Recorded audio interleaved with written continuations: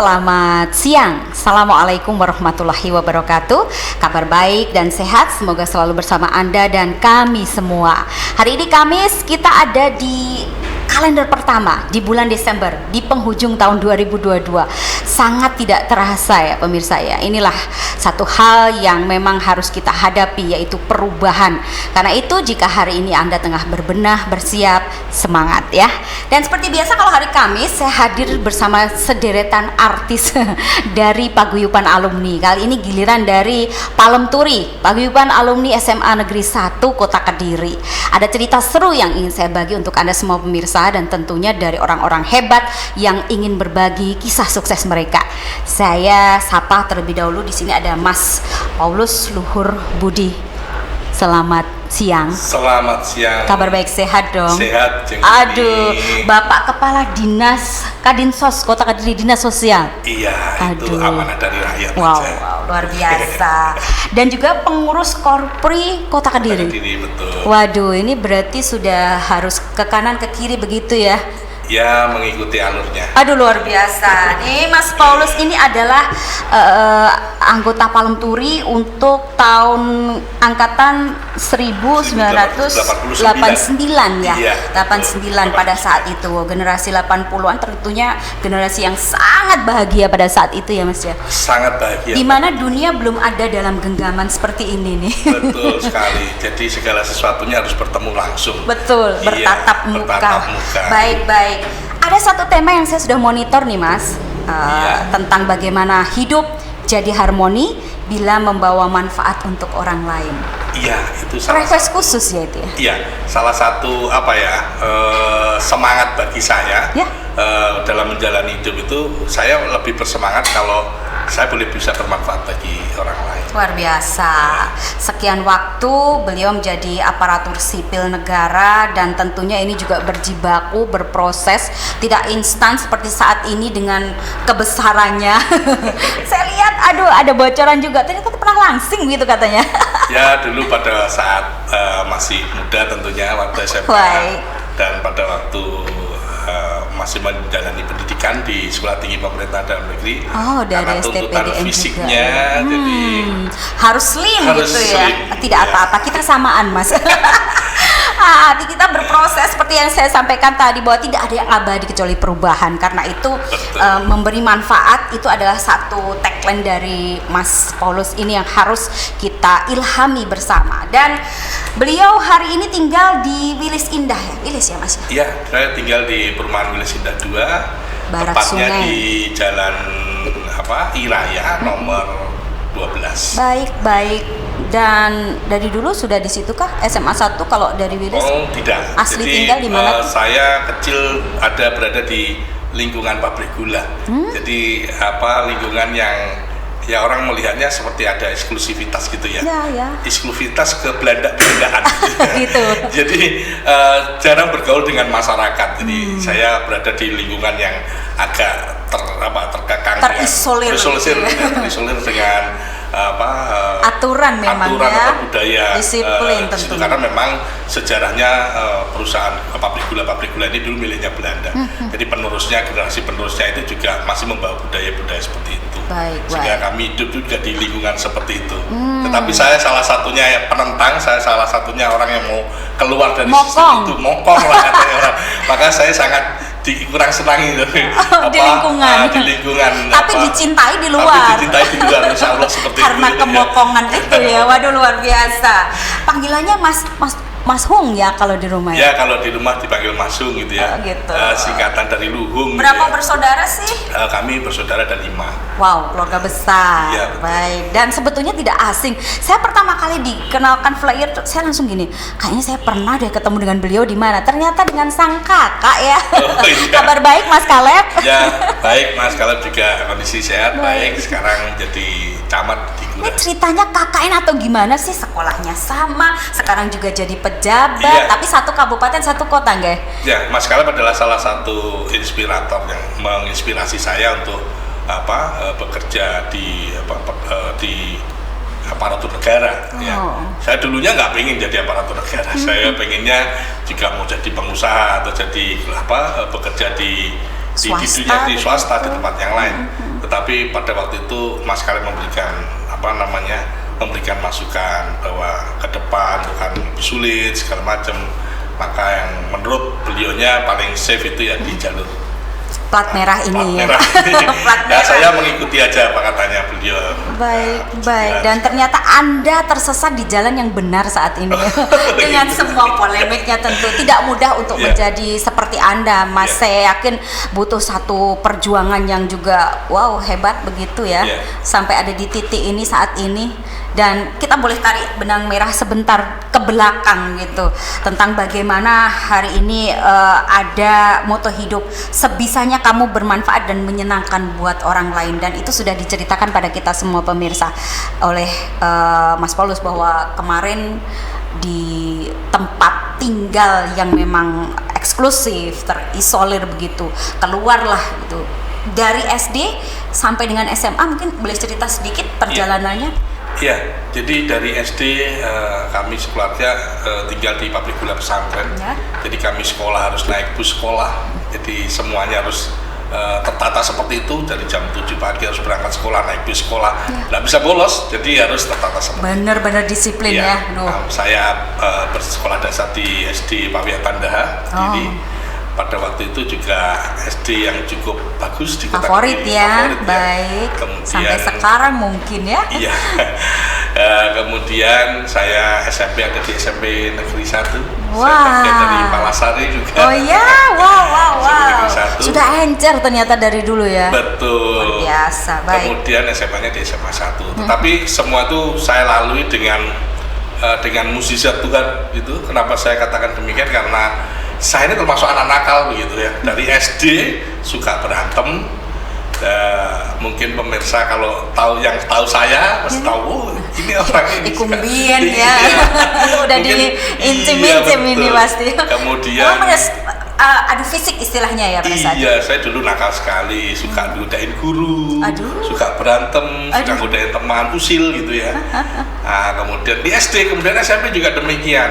Di SMA pun masih seperti itu. Waduh. Cuman saya mempunyai batas-batas begitu ya. Artinya saya pada suatu titik tertentu saya mulai masa saya harus seperti ini terus. Sadar. Ya. Insaf. Ya. Tapi di titik-titik terakhir. Jadi biasanya di pas mau ujian. Kalau SD itu insafnya ya di kelas 6 begitu. Biasa gitu ya. Karena ada sesuatu yang mau dituju di SMP yang favorit. Nanti kalau aku nggak ngerem, aduh jangan-jangan nggak dapet aku di SMP favorit itu ya. Betul jadi. Begitu juga SMP. Kelas 1, kelas 2 nakal sekali. Kelas 3 mulai berhenti. Mau karena lagi. Jadi insafnya itu temporari gitu ya, sesuai dengan. Dan sudah bisa ditebak karena ada modus tadi. Ada modusnya ingin sekolah lebih tinggi. Dengan karakter ini, mohon maaf bisa dikatakan bengal, nakal begitu ya.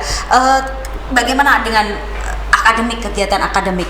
Kalau bisa diterima SMP 1 terus SMA 1 kan berarti itu udah encer banget. Ya, jadi saya memang nakal, tapi saya ini selalu berupaya bagaimana kewajiban-kewajiban akademis tercukupi. Artinya kalaupun PR misalnya ada PR gitu ya, saya kemarin begadangan ngopi di Jalan Doho begitu ya, besoknya saya harus ngerpek punya teman yang lain gimana caranya harus bisa gitu, harus selesai meskipun itu bukan pekerjaan saya pribadi misalnya seperti itu. Jadi ya saya kalau untuk yang satu itu memang agak saya perhatikan begitu supaya akademisnya masih dan bahkan danem ya, dulu istilahnya masih danem saya termasuk di jajaran yang cukup tinggi, bukan yang terburuk sekali. Padahal meskipun kalau lihat kelakuannya harusnya tidak mungkin ya ini ya. Berarti ini teman-teman jealous semua tuh, kok bisa pasti gitu ya, tanda tanya gede gitu ya mereka. Mungkin kalau salah satu itemnya ada perilaku begitu, mungkin itu yang menjatuhkan saya pasti. Tapi pada saya itu belum ada. Yang penting akademis tuntas, tugas sudah terselesaikan gitu. Main amannya smart gitu ya. Betul.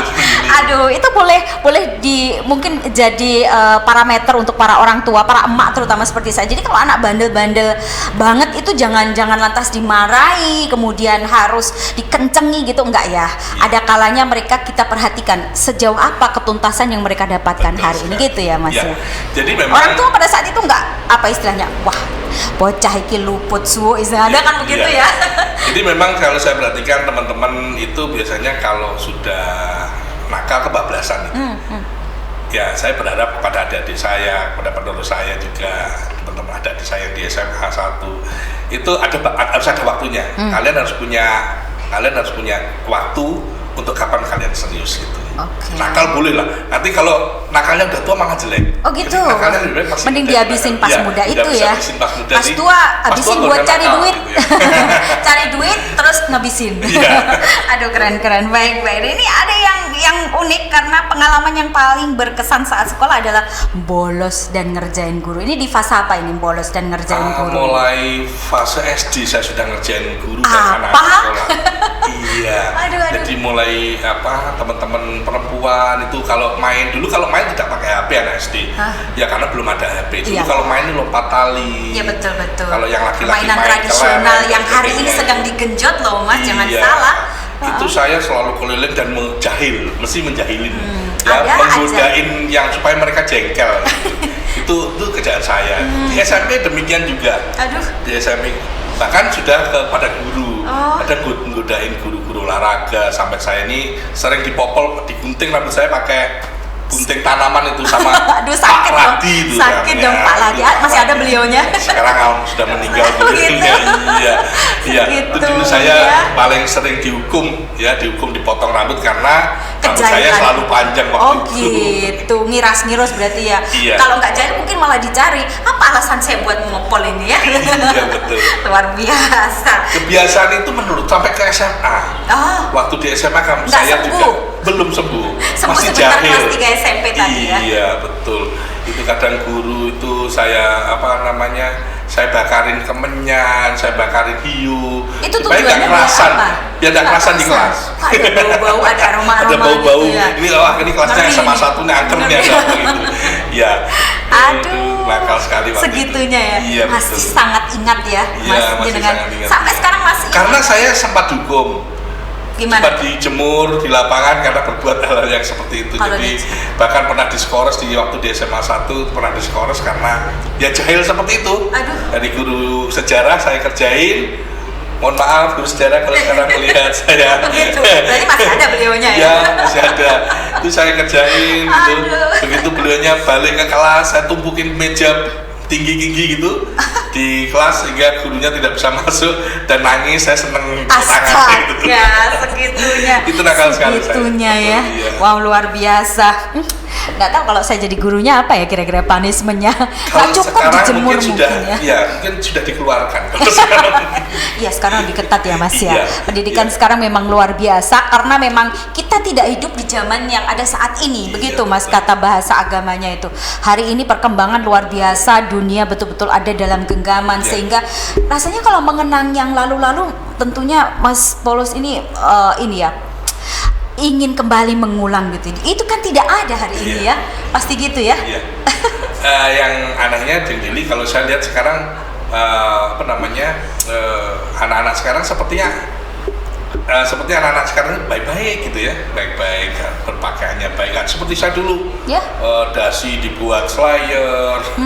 Begitu jadi kemudian jam pelajaran itu masih berada di depan, makan baksonya Pak Sari. Oh ya, saya juga favorit itu ya. Jadi, waktunya masuk bukannya di depan, bahkan difoto sama Pak Kepala Sekolahnya bukan malah takut tapi malah action. Kan nggak ada pada saat itu foto-foto ya. Wah keren, kita masuk nih. Untuk melengkapi dokumentasi tentang bagaimana kelakuan dari Mas Paulus Luhur, saya akan tampilkan berikut ini slide foto, nanti mohon dikomentari ya. Mohon maaf loh ya, ini saya stalking ceritanya. Wah ini dia. Mana nih yang gambar mejeng ya? Jadi ini foto ini sebetulnya foto ini kami mencuri dari majalah Dinding. Jadi majalah Dinding ini yang nempelin Pak Kepala Sekolah waktu itu. Jadi ini potret anak-anak yang nakal yang waktu jam pelajaran keluar makan bakso dan makan ketan ireng waktu itu namanya. Tahun 89 ya. Tahun 89 difoto. Ada ya gitu. Makanya ketika difoto oleh Pak Kepala Sekolah, mereka mau menghadap semua ke sana, enggak berani menghadap ke sini. Mejengnya ke sana ya. Ini enggak. Saya salah satu yang ada di situ. Gitu ya. Kalau masih didengerin yang mana tuh? Yang sebelah mana tuh? Sudah ini ya. Iya. Baik. Dan next masih tetap seputar bagaimana. Nah, ini adalah bakso Pak Sari, bakso favorit. Legend banget di legend Kota Kediri. Pokoknya komplek Penanggungan siapapun pasti Bahkan ke sana. sekarang ada, cuman generasi penerusnya. Betul ya, di pojokan. Istrinya kalau nggak salah tuh Iya, Mas. Bu Sari, Hanya mungkin tesnya udah nggak seperti dulu ya. Ya, betul. Memang nyoba masakan zaman dulu dengan sekarang tuh udah beda banget ya Mas ya. Baik. Jadi masih hobi seperti itu, ngebakso bareng.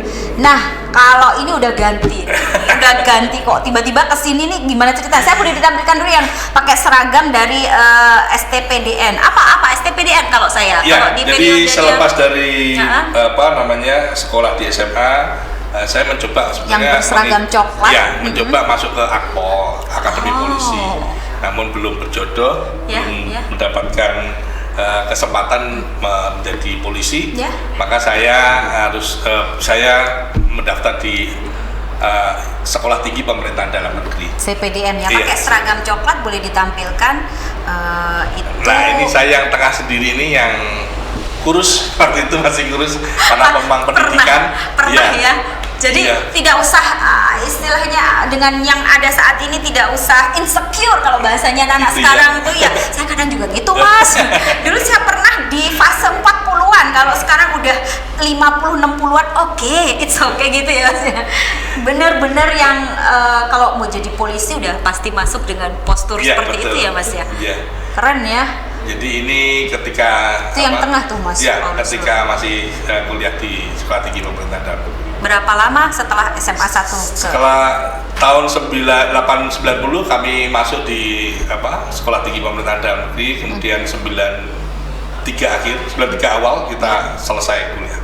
Beda jauh ya Mas, kalau di situ kelihatan gahar gitu, laki gitu. Kalau di sini udah memang ada tempaannya. Semeleh gitu. Tempaannya memang seperti itu, kehidupan harus disiplin. Yang dulunya saya tidak disiplin, yang dulunya senang rambut gondrong maka harus gundul. Yang dulunya tidak bisa bangun pagi maka wajib bangun pagi dan sebagainya. Jadi dan itu saya militer dan itu berjalan selama 3 tahun. Dan sesudahnya saya pikir sudah selesai fase itu. Ternyata saya harus menempuh wajib militer. Saya sudah tidak mempunyai foto-fotonya. Kami menempuh wajib militer selama 4 tahun. Wow. Itu pendidikannya selama 6 bulan di Pusat Kesejahteraan Infanteri Muslim Bandung. Kemudian untuk apa itu? Apa secara otomatis dari STPDN-nya, IPDN-nya itu ke pendidikan khusus begitu untuk sebelum nanti langsung ditempatkan? Ya, jadi dulu ada kesempatan untuk kita boleh meraih karir yang lebih tinggi karena lulusan STPDN saat itu masih berpangkat 2C. Jadi kalau mau ke pangkat yang 3A itu masih harus menempuh sekian tahun karena setiap ketika kepangkatan itu reguler itu adalah 4 tahun. Maka waktu itu Menteri Dalam Negeri saat itu Pak Rudini memberikan kesempatan kepada lulusan STPDN untuk menempuh jalur wajib militer karena lulusannya adalah menjadi seorang letnan 2. Nah, letnan 2 itu impasingnya ke PNS itu bisa ke 3A seperti itu, sehingga siapa yang bisa mengikuti Wamil nanti setelah masa penugasan selesai itu akan mendapatkan pangkat masuk ke pangkatan yang sesuai. Baik. Jadi saya alhamdulillah diterima di Wamil dan lulus di wisuda oleh Bapak Edi Sudrajat, Menteri Pertahanan pada saat itu. Dan saya mendapatkan tugas di Ambon. Jadi agak tugas pertama langsung di Maluku ya? Ya di Maluku di Provinsi Maluku, tepatnya di Ambon, dan penugasan wilayahnya ada di Kepulauan Buru. Ya, Pulau Buru itu ada di Kepulauan Maluku. Salah satu pulau di Kepulauan Maluku itu ada namanya pulau-pulau gitu. Pulau Buru. Ya. Dulu tempat pembuangan X-30 PKI, X-Tapong. Ya. Di sana bertugas sebagai? Saya bertugas di Kodim 1505 Buru Sula sebagai Pasikop Kodim dan yang terakhir sebagai Komandan Koramil di Pulau Buru. Wah, sempat jadi dan ramil juga. Ya, di sana. Aduh, saya pikir kalau sudah di sekolah pemerintahan pasti secara struktur di fungsional pemerintahannya. Ini enggak ya di militernya? Militer, sempat di militer di mana di Pulau Buru karena memang di daerah sana itu pangkat-pangkat perwira itu sangat minim sekali. Jarang ya. Maka ketika kita sampai di sana itu kita mendapatkan kesempatan untuk memimpin atau mengendalikan satu wilayah teritorial. Nah, wilayah teritorial itu kalau di ABRI, waktu itu namanya masih ABRI, itu adalah dimulai dari Koramil yang terkecil ya. Jadi setelah Babinsa, Koramil, kemudian Kodim dan seterusnya. Oh gitu, sama seperti sekarang sama, ya. Baik-baik, wow, berproses, bahkan luar Jawa udah pernah dicicipi, sampai ke pulau yang terpencil sekalipun, ngeri-ngeri sedap gitu ya Mas. Ya. Oke, next karir setelah dari Maluku. Setelah dari Maluku sebetulnya ada pilihan atau mau kembali ke tetap di ABRI, waktu itu masih ABRI. Saya memandangnya karena ada dua fungsi ABRI. Saya berpikir wah ini kalau karir di ABRI akan lebih bagus ini, karena waktu itu dua fungsi ABRI juga masih zamannya Orde Baru. Saya pikir akan lebih baik di sana. Namun demikian ternyata dari teman saya satu angkatan di Sekolah Tinggi Pemerintahan semuanya mau pengennya di ABRI, bukan balik ke sipil. Maka setelah itu Mendagrinya juga berganti menjadi Pak Yogi S. Mehmet. Itu ditarik semua, jadi nggak ada yang tinggal di sipil, semuanya balik ke tidak ada yang tinggal di ABRI, semuanya harus balik ke sipil. Nah, gitu. Kemudian itu tahun berapa tuh Mas? Itu tahun 95. Udah deket-deket ya sama ini. Iya. Tahun 95 kita ditarik dan kemudian saya mendapatkan surat tugas untuk menjadi lurah di Patokan Keraksan. Probolinggo. Oh, Probolinggo, wow. Jadi dari Ambon langsung ditaruh menjadi. Itu sama-sama ya, nggak ada pilihan. Kok selalu di daerah kayak gini ya? Saya mikirnya kok nggak kembali ke Kediri ya, begitu. Ternyata saya harus bertugas di mana, di Probolinggo, di Patokan Keraksan. Berapa lama jadi Pak Lurah di sana? Jadi lurah nggak lama, saya jadi lurah hanya kurang dari 1 tahun. Kemudian saya harus jadi mantri polisi. Dulu kalau sekarang jabatan itu adalah kasih terantip kecamatan. Kalau dulu namanya mantri Satpol polisi. PP ya? Ya Satpol PP lah. Kalau sekarang itu ketertiban, dulu ketertiban itu namanya Satpol PP. Nah kemudian saya sekolah lagi Mbak. Jadi saya nggak berhenti sampai di situ. Ini linear juga dengan yang tadi sebelumnya di Wamil itu atau enggak, ini sekolah mau cari gelar. Karena kan belum punya gelar. Tadi gelarnya kan masih gelarnya Diploma 3 dari Sekolah Tinggi Pemerintahan dan Menteri. Gitu. Maka apa yang dituju S1-nya? Ya, S1-nya berapa nih? Saya sekolah di Universitas Brawijaya. Tahun 96 sampai 90. Itu kan negeri ya? Iya. Harus ikut tugas belajar. Saya jadi mendaftar tugas belajar. Ada pilihan, ada di Institut Ilmu Pemerintahan di Jakarta, kemudian ada di UGM dan ada di Brawijaya. Saya pilih yang dekat aja di Brawijaya. Yang dekat deh, cari aman sekali lagi. Emang Mas Polisi ya? Suka aja cari yang aman. Juga cari yang aman aja. Biar nyaman, biar nggak jauh-jauh. Selesai S1? S1 kemudian saya kembali kepada jabatan di Probolinggo, ada jabatan di sana. Kemudian saya mulai sering pulang ke Kediri. Saya lihat orang tua mulai secara kesehatan mulai uzur gitu, mulai menurun, sakit. Ada kepekaan, keterpanggilan biasa. Saya harus balik ke Kediri nih gitu ya. Sebetulnya terlambat kalau untuk seorang PNS itu berpindah karena kita menganut sistem otonomi kan Mbak. Jadi artinya daerah yang satu dengan daerah yang lain itu beda-beda. Jadi saya tidak bisa menuntut jabatannya sama, bahkan saya harus balik lagi antri urut kacang untuk mendapatkan jabatan di Kota Kediri. Dan itu saya pahami. Maka saya sudah mengambil keputusan bahwa saya harus balik karena orang tua saya butuh saya untuk panggilannya lebih pada orang tua ya, faktor orang tua. Akhirnya saya balik ke Kediri. Saya tinggal di Kediri dan saya balik kepada staf lagi. Kalau tadi sudah dibela-belain ya. Tadinya sudah menjadi kepala bagian rapat dan persidangan di Probolinggo, di Sekretariat Dewan di Probolinggo. Maka saya harus balik ke jabatan yang memulai dari awal lagi, ibaratnya begitu ya. It's okay, tidak apa-apa. Karena secara struktural kan sebetulnya fungsi dari Mas Paulus sudah bisa. Kalau mau instan ditarik kan juga udah bisa ya. Secara fungsi ya. Tetapi secara administrasi kan harus mengikuti berproses itu dia. Itu di tahun 2010 Mbak, saya kembali ke Kota Kediri dan saya menjadi staf di BPKAD, Badan Pendapatan dan Keuangan Daerah. Begitu. Saya di situ. Baik. Baik, ditahan dulu ceritanya, ini semakin menarik saja karena setiap orang punya kisah masing-masing pemirsa. Setiap orang punya perjalanan masing-masing dan proses masing-masing. Tidak boleh dibuat sama. Tapi kalaupun kita bisa contoh bagaimana satu ketoladanan kita dapatkan, bagaimana success story yang dihadapi, dijalani, kemudian hari ini dia sudah panen dengan yang dia miliki. Apa salahnya? Nantikan kami tetap di podcast Halo Dosa bersama dengan Palem Turi Success Story.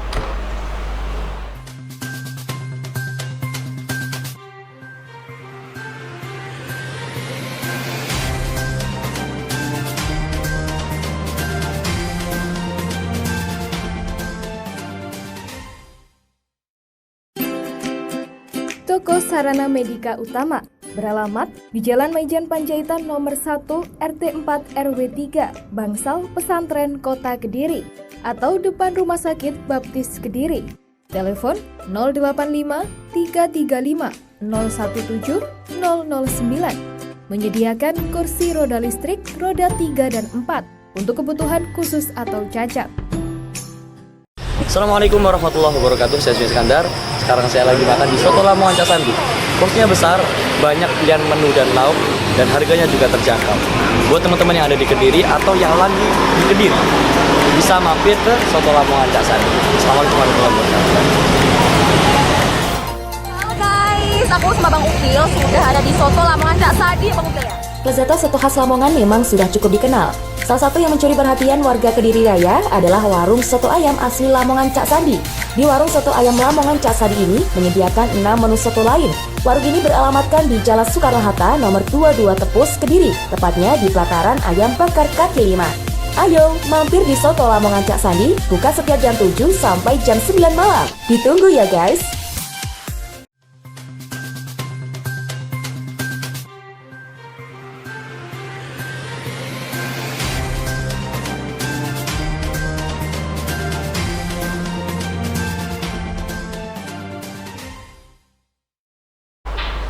Ya, saya kembali lanjutkan podcast Halo Doho bersama dengan Palem Turi Success Story. Hari ini saya ingin menyapa Anda di awal bulan Desember, terutama yang mungkin masih gamang, galau, bingung ingin merencanakan sesuatu di penghujung tahun ini. Jangan takut, karena sebelum Anda melakukan berproses, maka rasa takut itulah yang justru akan membuat Anda tidak bisa melakukan apa-apa. Oke. Catatannya di sana, ketika Anda bisa bermanfaat untuk orang lain, maka itu adalah sebuah ladang pahala yang tidak akan ada habisnya. Saya bersama dengan Mas Paulus Luhur Budi. Beliau adalah hari ini beliau merupakan salah satu pejabat terasnya Pemkot Kediri. Beliau adalah Kepala Dinas Sosial Kota Kediri, kemudian juga pengurus Korpri Kota Kediri, dan kebetulan alumni Palem Turi untuk tahun angkatan 89. Ada yang samaan? Nah, disapa dong, ini Mas Paulus Budi Luhur, luar biasa. Success story yang tadi sudah disampaikan pada kami itu kadang-kadang juga mungkin di antara kita semua pernah mengalami hal itu. Dibuang ke luar Jawa begitu, berproses, kemudian ditempatkan di daerah lain yang asing sama sekali, dan kemudian harus kembali lagi memulai dari nol untuk bisa mencapai titik yang ada saat ini. Kita akan lihat kembali rangkaian slide foto yang sudah dihadirkan atau dikirimkan pada tim redaksi. Di sini ada salah satu hobi, rupanya ini adalah hobinya beliau, jangan salah ya. Jadi Mas Paulus ini hobi bersepeda. Saya boleh ditampilkan dulu yang hobi bersepeda dulu. Ini kalau di sana ada Mas Abu ya di sana. Ini di mana nih? Ini di SLG. SLG ya. Waduh. Jadi emang sepedanya yang sepeda ini ya? Ya, sport. road bike. Long bike itu ya. Yang road bike ya. Ya. Dan ada juga yang bersama dengan jajaran Pemkot ya. Kalau tidak salah saya boleh ditampilkan. Nah, ini dia. Ini Mas Abu kan? Ini ketika bersama-sama dengan Pak Abdul Abu Bakar, Wali Kota Kediri, beserta seluruh kepala-kepala UPD, kita. Nah, rutin ya beliau mengajak untuk serta. Kalau rutin tidak sih, cuman ada waktu-waktu tertentu beliau mengajak ya kita semua bersama. Gas gitu aja. Iya.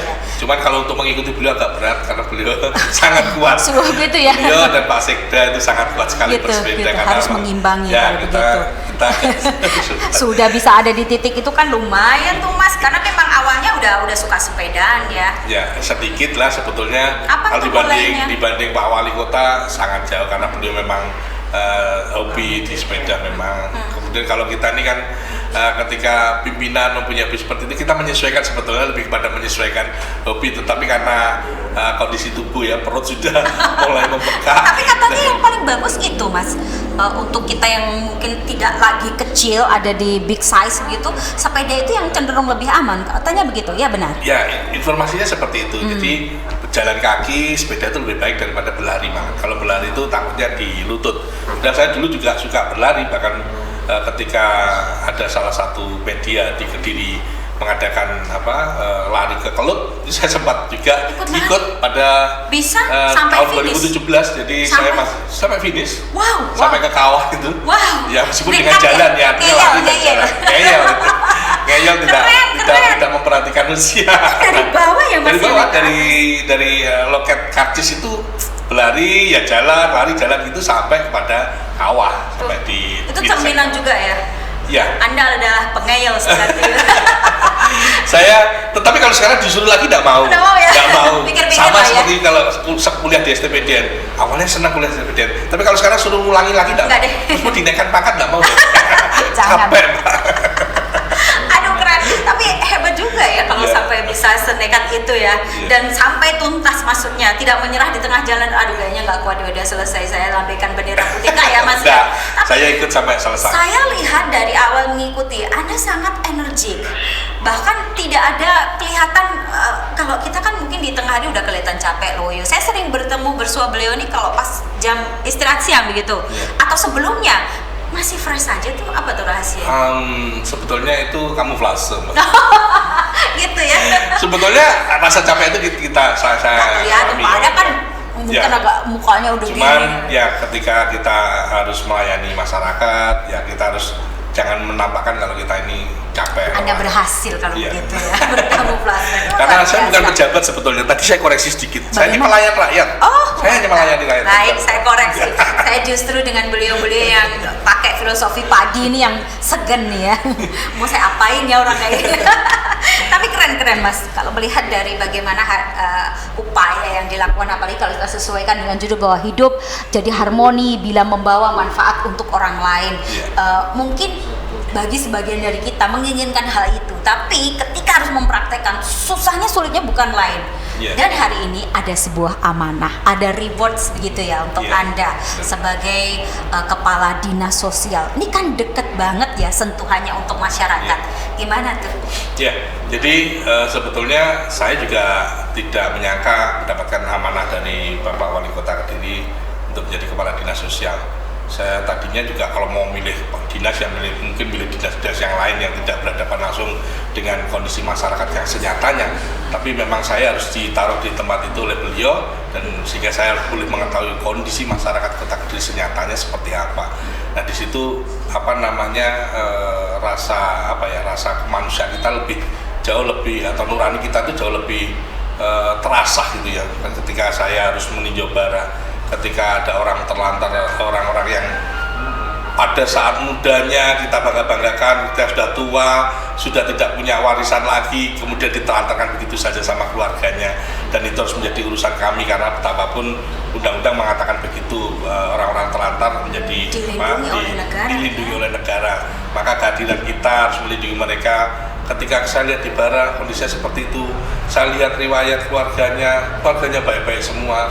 Kenapa orang tua harus ditelantarkan seperti itu? Ini kadang saya menjadi terenyuh. Tuhan ya pastinya. Pada saat orang tua sudah harus menghadapi stroke, orang tua sudah dimana ketika biasanya kalau sakit ini kan kita mesti cenderung ngalem ya. Pasti. Cenderung ngalem gitu. Saya membayangkan kalau orang tua sudah nggak ada punya apa-apa, sakit, stroke, mau ngalem tapi keluarganya udah nggak ada. Itu sangat tersiksa sekali. Saya melihat itu di bara dan saya harus menghibur mereka. Maka saya berupaya di dinas sosial boleh memberikan memberikan perhatian yang lebih pada hati nurani yang kita. Oke. Baik. Sebelum lebih detail, saya ingin tahu sedikit, boleh kan nanti ya? Kalau sudah begini saya berhadapan dengan kepala dinas nih ya. Bukan, tapi pelayan rakyat. Ya betul. Tapi setidaknya ini adalah sebuah sentuhan yang ingin dihadirkan oleh beliau untuk kita semua. Saya ingin runut karir di pemerintah kota. Kalau tadi kan mulainya dari staf begitu ya. Iya. Kemudian ada jabatan yang pernah diampu sebelum menjadi kepala dinas sosial ini, yaitu sebagai kabak pemerintahan. Iya. Di sana sudah hadir ya Mas ya. Iya. Oke, mau mulai karir boleh ditampilkan fotonya bagaimana ketika ada persiapan sosialisasi mekanisme pelaksanaan program Mas di sana tahun 2022 kan? Iya. Yang tadi fotonya. Iya, yang tadi di Jadi, awal. Kalau ini dulu boleh ini apa nih? Ini udah di dinas sosial. Ini udah di dinas sosial. Oke. Jadi ketika ada ketika Kota Kediri mewujudkan satu kartu namanya kartu harmoni sejahtera untuk bantuan sosial, maka pada saat launching kita berikan pada masyarakat ini kartu harmoni. Itu tujuannya apa? Pemberian kartu harmoni supaya masyarakat tidak ditipu-tipu gitu ya. Masyarakat yang penerima bansos ini selama ini kan ada calo-calo atau orang-orang yang tidak bertanggung jawab. Ya betul itu. Ya, yang mereka untuk hadir. pengurusannya itu dia memintai sesuatu terhadap imbalan masyarakat. lah ya. Masyarakatnya ini betul, maka ada itu. Dengan kartu ini maka masyarakat itu tidak bisa seperti itu. Jadi penerima bantuan sosial ini bisa mengambilnya itu bayar di luar Bank Jatim, dia bisa mengambil bantuannya. Jadi sepenuhnya ada kepanjangan tangan dari pemerintah Kota Kediri untuk bisa amanah gitu ya, tidak lewat kan oknum. Sudah era digital. Betul. Jadi maka kita berikan kepada masyarakat melalui sistem yang seperti itu, supaya masyarakat juga menerimanya utuh. Ya betul sekali. Dan kalau kita lihat atau track kembali betapa sebuah rekam sejarah yang memang itu jadi bagian dari perjalanan karir Mas Paulus Budi Luhur, ini adalah tampilan beliau pada saat masih di pemerintahan, jadi kabak pemerintah. Saya boleh ditampilkan slide sebelumnya tuh yang tadi ditampilkan berulang kali. Nah ini dia. Jadi pernah ada di fase itu juga ya Mas ya? Jadi setelah saya pindah ke Kota Kediri, awal dari staf, kemudian saya menjadi kasih trantip di Kelurahan Manis Renggo. Ya, saya berhenti dari kelurahan lagi, dari kasih, pernah jadi lurah, jadi kasih lagi, jadi kasihnya lurah gitu ya. Kemudian setelah itu saya menjadi kasih di kantor pemberdayaan masyarakat. Kemudian Pak Abdullah Abu Bakar mencalonkan diri menjadi wali kota Kediri dengan program yaitu 50 juta per RT per tahun. Prodamas yang benar akhirnya Prodamas. Saya sempat waktu itu juga berpikir apakah mungkin RT dikasih 50 juta seperti itu. Nah ternyata ketika beliau jadi dan itu diwujudkan, ketiban sampur saya yang harus ngurusin programnya beliau itu. Mission is possible gitu ya. Akhirnya saya harus mewujudkan mulai dari membuat regulasinya, merancang regulasinya sampai kepada berkonsultasi kepada beliau, minta petunjuk keinginannya beliau seperti apa, sampai kepada tataran pelaksanaan. Itu kemudian sampai kemudian beliau mempercayai saya menjadi kepala bagian pemerintahan, karena kepala bagian pemerintahan ini secara langsung memimpin pelaksanaan kegiatan Prodamas ini. Sukses. 2000 sampai dengan tahun 2000. Jadi Prodamas itu ada 2 periode sesuai dengan kepemimpinan Pak Abdullah Abu Bakar ini. Yang tahun pertama sukses, tahun kedua juga sampai sekarang insya Allah sukses. Jadi masyarakat itu sangat merasakan dampaknya dan merasakan hasilnya, karena memang ini program yang direncanakan dari bawah, dari satu rembuk di tingkat RT, kemudian dibawa ke tingkat kelurahan sampai kepada di tingkat di atas. Dan Anda termasuk bagian yang mensupport ini sukses Mas. Sekali. Luar biasa. Salut juga untuk Anda. Mungkin ini tebar manfaat yang Anda harapkan dan langsung diterima oleh masyarakat. Keren. Itu dia. Kalau bicara tentang bagaimana eksistensi sudah tidak perlu dilakukan lagi, apalagi dengan hari ini di dinas sosial ada banyak kegiatan dan aktivitas sosial yang dilakukan. Kalau tadi ada sedikit sentuhan cerita bahwa apa memang melulu yang diurusi mereka yang orang-orang yang harus dilindungi haknya oleh negara, dalam hal ini fakir miskin, orang tua atau orang terlantar begitu, atau ada tupoksi lain yang bisa lebih detail dijelaskan pada kami Mas? Ya, jadi di dinas sosial itu ada 3 hal besar yang kita tangani. Yang pertama adalah terkait dengan perlindungan sosial dan jaminan sosial kepada masyarakat. Jadi artinya ketika orang itu menjadi fakir miskin atau orang itu menjadi miskin, kemiskinan ekstrim seperti itu, maka kita sentuh dengan bantuan dulu. Kita kasih bantuan dulu untuk mereka menjadi bisa hidup dulu, bisa bertahan untuk hidup dulu. Nah kemudian setelah mereka bisa bertahan hidup, maka kita rehabilitasi. Jadi kita juga mengurusi rehabilitasi sosialnya. Mereka bertahan hidup, maka kita kenapa mereka kenapa ada masalah apa dengan mereka? Kita kategorikan ada di PMKS itu ada 26 masalah. Jadi mulai anak-anak yang disabilitas, kemudian orang tua, kemudian PMKS juga detail ya di sana. DGJ. Nah, maka ini ditangani oleh di rehabilitasi sosial itu. Nah, maka kami juga di Dinas Sosial tidak bisa bekerja sendirian. Kami harus juga memerlukan orang-orang yang membantu kami, relawan yang membantu kami.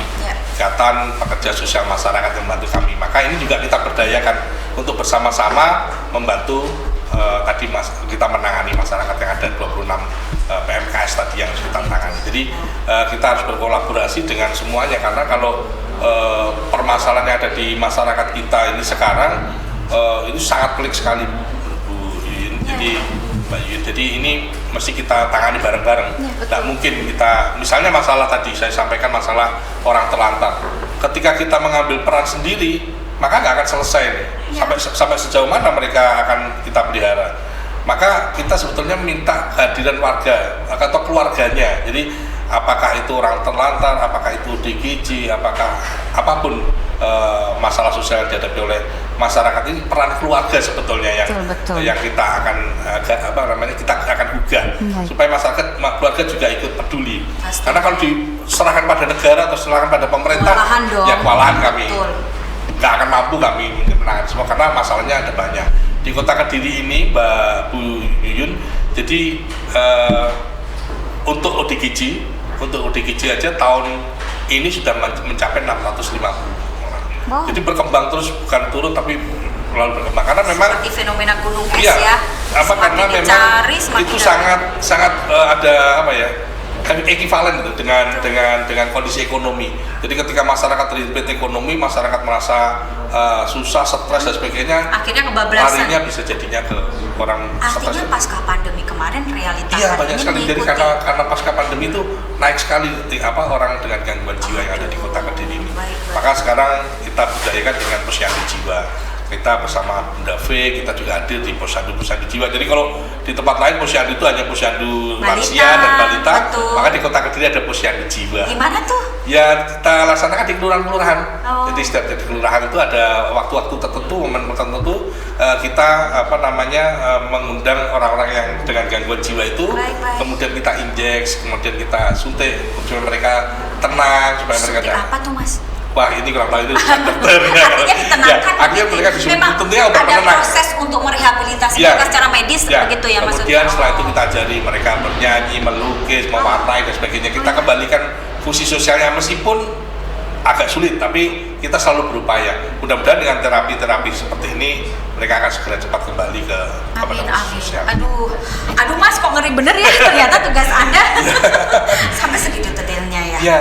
Apalagi saya ulangi lagi bahwa fenomena badai pandemi kemarin pada akhirnya sekarang itu menyisakan orang-orang yang memang dalam tanda kutip bingung akhirnya.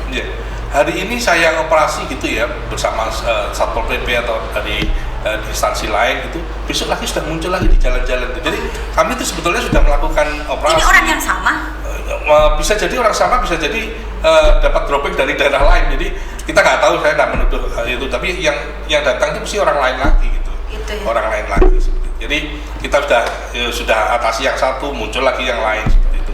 Maka selalu kita tidak bisa terus kemudian enak-enakan gitu ya ketika ada salah satu radio di Kota Kediri menyampaikan bahwa ada orang gila di sini, maka harus ditangani ya, kita segera harus gerak cepat gitu ya. Seperti itu. Jadi ketika ada laporan ya kita temu cepat, lapor cepat gitu ya. Itu sudah kita segera tindakan. Ibarat boleh dibilang nggak bisa tidur nyenyak, mungkin jenengan termasuk yang paling nggak bisa ya. Ya, salah satunya itu karena beliau Bapak Wali Kota ingin ada respon cepat. Jadi pelayan masyarakat seperti saya ini harus bisa segera melayani ketika ada informasi dari masyarakat, apakah itu melalui suara warga, melalui aplikasi-aplikasi dibuat oleh pemerintah Medsos daerah hari ini maupun juga melalui gencar kan, atau melalui media radio ya. dan media dari swasta. Betul. Maka kita harus Aduh, segera itu belum kalau informasinya dari Dowo TV gitu ya Mas ya. Oh, bisa jadi. aduh, saya bayangkan. Tapi alhamdulillahnya segini, Bagaimana? kami ini punya pawang, punya pawang Gimana ya, tuh? pawang ODGJ di tempat kami. Oh ya? Jadi ada Gimana petugas tuh? kami, ada dua orang petugas kami ini yang bisa meneduhkan kalau orang gila lagi mengamuk itu, Waduh. dia bisa meneduhkan ya. Nggak tahu dia bagaimana Perlu ada caranya. testimoni Oh, tuh. seperti itu. Keren. Berarti ini Iya. ada sebuah berkah untuk kami pemirsa Dowo TV, mungkin juga lintas paguyuban. Iya. Mas Paulus Luhur hari ini hadir untuk kita semua, tidak hanya berbagi success story tapi juga memperjelas tentang bagaimana tugas dan fungsi yang diemban hari ini ya Mas ya. Waduh, ntar lagi awas ya, itu monitor telepon udah berderet-deret yang ngantri itu. Iya. Seperti hari ini juga baru saja meresmikan satu giat acara ya, boleh dijelaskan? Ya, hari ini tadi saya memberangkatkan anak-anak warga Kota Kediri dari sekolah-sekolah yang ada di Kota Kediri, sekolah dasar tentunya. Oke. Anak-anak yang memang mempunyai masalah sosial ya. Ya. Masalahnya seperti ini, misalnya ada anak-anak yang murung di sekolah, Ya. kemudian ada anak-anak yang hiperaktif, suka mukulin temennya, Ya, suka ya. ngerjain temennya. Mungkin kalau saya kecil dulu mungkin sebagian yang itu ada sebuah kejadian yang keniscayaan ya. Betul. Jadi hari ini kita kumpulkan dari beberapa sekolah yang ada di Kecamatan Mojoroto, Kecamatan Kota, dan Kecamatan 3 kecamatan ya, sekota Kediri. Kemudian kita sekolahkan mereka atau kita petirahkan mereka di Batu. Oke. Ya, di panti di Batu namanya Bima Sakti. Di sana Baik. itu nanti mereka akan dididik selama 25 hari. Mereka akan diajari disiplin, mereka akan Oke. diajari pendidikan juga. Ini segala macam. menjadi unik Mas, karena kan tidak semua orang tua mungkin atau si anaknya sendiri punya kerelaan untuk dijadikan, nih mohon maaf, ini kan pilot project Iya. juga ya, agar ditirahkan semacam ini Iya. untuk mendapatkan pendidikan kedisiplinan ya. Iya. Keren dong. Iya. Waduh, luar biasa. Jadi banyak hal-hal yang kita perbuat untuk anak-anak, termasuk anak-anak dengan kebutuhan, anak-anak yang berhadapan dengan hukum. Jadi ada di KPH Kota ya. Kediri ini ada anak-anak kita yang kemarin kena perundungan, ada yang kena kekerasan seksual, ada juga yang mengalami KDRT akibat korban dari orang tuanya yang KDRT seperti Ya. itu, orang tuanya berantakan, kemudian orang Akhirnya tuanya ngaruh ya. seperti itu. Maka anak-anak yang seperti itu kemarin juga kita kumpulkan. Itu namanya, ada kegiatan namanya TEPAK ya. Temu penguatan anak-anak berhadapan dengan hukum. Oke. Itu kemarin kita ajak ke Blitar, ke makam Bung Karno, ke rumahnya Bung Karno. Enak Ya, bener. jadi kita Diajak healing. ya, karena kan selama ini mereka diem gitu ya, nggak mau. Mereka ada di Ya, satu. karena- Memang kita tidak tunjukkan mukanya karena mereka adalah korban ya. Jadi kita tunjukkan mukanya di beberapa media, kita tampilkan. Cuman dinas sosial sudah berbuat. Mereka tidak boleh dibiarkan seperti aja. Mereka harus juga dikembalikan ke lingkungan. Betul. Iya, dikembalikan. Maka kemarin kita ajak ke Blitar, kita kenalkan rumahnya Bung Karno, sejarahnya Bung Karno. Itu tadi diajak Kemudian, healing lah ya, biar kemudian kita refreshing iya, istilahnya ada tadi. permainan kelas dikit. Ada feedbacknya Mas? Alhamdulillah pulang dari sana itu mereka lebih bisa terbuka lagi, bisa ngomong ke orang tuanya, kepada pengasuhnya boleh berani, karena biasanya anak-anak seperti itu orang tuanya sudah tidak memperhatikan, orang tuanya kalau kerja di luar negeri atau orang tuanya sudah kawin lagi, mereka tidak ada memperhatikan, kemudian dia diasuh oleh pamannya atau diasuh oleh siapa, justru dia tidak mendapatkan pengayoman yang baik oleh keluarganya, justru dirundung atau diperlakukan yang tidak baik. Baik. Maka kita harus amankan anak-anak. Luar biasa. Duh, saya sampai ke bawah ke tulang-tulang istilahnya ya, cerita-cerita dari yang awalnya bagaimana sebuah kisah sukses yang dibawa ini si anak bengal ya. Si anak bandel yang ternyata sudah insaf kembali ke jalan yang benar. Dan hari ini ternyata tugas beliau adalah mengurusi banyak hal-hal yang dulu adalah salah satunya buah kebengalannya. Tapi keren ya, luar biasa. Kayaknya harus dibayar sekarang. Harus dibayar tunai Nah, gitu ya. jadi Tapi ini sesuai dengan cita-cita dan harapan Anda yang dalam moto hidup memberikan manfaat dan juga menyenangkan orang lain. Iya. Allah menuntun Anda di jalan ini ya Mas ya. Amin. Tentunya ini akan jadi ladang pahala sampai dengan Amin. akhir hayat. Amin. Baik, Mas. maaf sekali kita dibatasi nih oleh waktu, tapi setidaknya dari banyak hal yang disampaikan ada sebuah closing statement yang saya harapkan ini juga bisa menjadi sentuhan lain bagi kami semua pemirsa Doho TV, kemudian juga adik-adik yang hari ini masih sekolah, masih belajar, karena ini akan di-share. Dan saya ingatkan juga pemirsa bahwa ternyata program ini tidak hanya hadir lewat kanal digital televisi, tapi kami juga hadir lewat streaming YouTube ya. Nantikan linknya. Mungkin di penghujung ini bisa ada kata sapaan, mungkin juga motivasi atau tadi bingkainya closing statement, Mas. Monggo silahkan. Iya, terima kasih Jeng Yuyun. Baik. Jadi khususnya kepada adik-adikku semua, baik yang alumni maupun yang bukan pun, yang pemirsa Doho TV, bahwa kita mesti punya waktu khusus untuk kita memperhatikan hidup kita. Jadi segala sesuatu ada saatnya kita untuk jeda, untuk berhenti dan memikirkan kehidupan kita yang lebih baik. Jadi pesan saya jangan kebablasan. Kalau nakal ya jangan kebablasan nakal. Kalau terlalu baik ya saya kok tidak cocok juga. Jadi ya orang tuh imbang begitu, tapi kita punya batas-batas yang harus kita lakukan. Dan berusaha menjadi bisa bermanfaat bagi orang lain. Itu nanti akan menjadi satu kepuasan tersendiri, lebih daripada harta yang kita terima, lebih daripada duit yang kita terima ketika kita bisa bermanfaat bagi orang lain, ketika orang lain itu bisa merasa wah kehadiran kita ini bisa nyenengin deh buat dia gitu. Itu lebih dari kita kalau kita mendapatkan duit. Saya rasa seperti itu. Luar biasa. Dan kehadiran Anda sangat nyenengin untuk kita semua, Mas. Baik. Tentu tidak terhenti di sini. Saya berharap nanti ada kisah sukses lain yang bisa dibawa oleh Bapak Kepala Dinas, Bapak Ketua Korpri begitu ya. Dan kita berharap juga bahwa apa yang disampaikan sepenggal kisah sukses tadi tidak hanya sekedar menginspirasi, tapi juga selebihnya yuk kita ambil hikmahnya, kita ambil apa yang baik dan kita tinggalkan yang buruk. Saya harus akhiri sampai di sini program podcast Halo Doho bersama dengan success story dari Palem Turi. Mas, terima kasih. Semoga sehat selalu dan tetap tebar manfaat untuk menyenangkan kami semua. Baik. Sampai di sini podcast saya akhiri. Selamat sore. Assalamualaikum warahmatullahi wabarakatuh. Waalaikumsalam.